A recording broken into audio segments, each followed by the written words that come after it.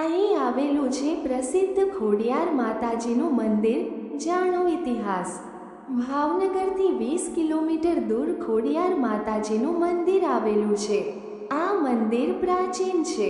અહીં ભક્તો મોટી સંખ્યામાં દર્શન માટે આવે છે. અહીં 1914 મહારાજાએ સોનાનું છત્ર ચડાવ્યું હતું. મંદિર ખાતે પાણીનો ધરો આવેલો છે. ભાવનગર, ગુજરાતના દરેક શહેરોમાં જુદા જુદા ફરવા લાયક સ્થળો આવેલા હોય છે. દેવસ્થાનો અને શક્તિપીઠો પણ આવેલ છે. ત્યારે સૌરાષ્ટ્રમાં પણ ઘણા બધા ધાર્મિક સ્થળો આવેલા છે. ભાવનગરથી 20 કિલોમીટર દૂર રાજપરા ગામમાં પ્રસિદ્ધ ખોડિયાર માતાજીનું મંદિર આવેલું છે.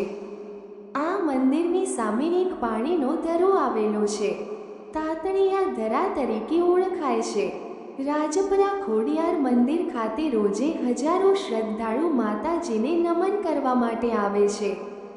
રાજપરાનું આ ખોડિયાર મંદિર સૌ પ્રથમ ભાવનગરના આતાભાઈ ગોહિલે બંધાવ્યું હતું.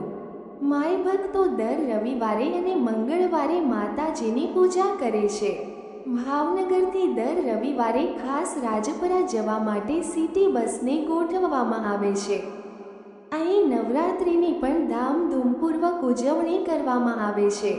ભાવનગર મહારાજા ભાવસિંહજી ગોહિલ 1914માં મંદિરનું સમારકામ કરાવીને માતાજીને સોનાનું છત્ર ચડાવ્યું હતું.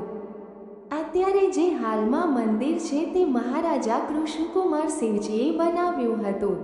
તાતણિયા ધરા તળાવનું બાંધકામ 1930મી 1935 દરમિયાન કરવામાં આવ્યું હતું. ભાવનગર, વલભીપુર, સિહોર, વરતેજ જેવા સ્થળોએથી દર શનિવારની મોડી રાત્રે મોટી સંખ્યામાં પગપાળા ભક્તો ખોડિયાર મંદિર જાય છે. અહીં મંદિરથી હાઈવે સુધી અનેક દુકાનો આવેલી છે. જે દુકાનો અહીંના ગામના લોકોનું આજીવિકાનું એક સાધન છે.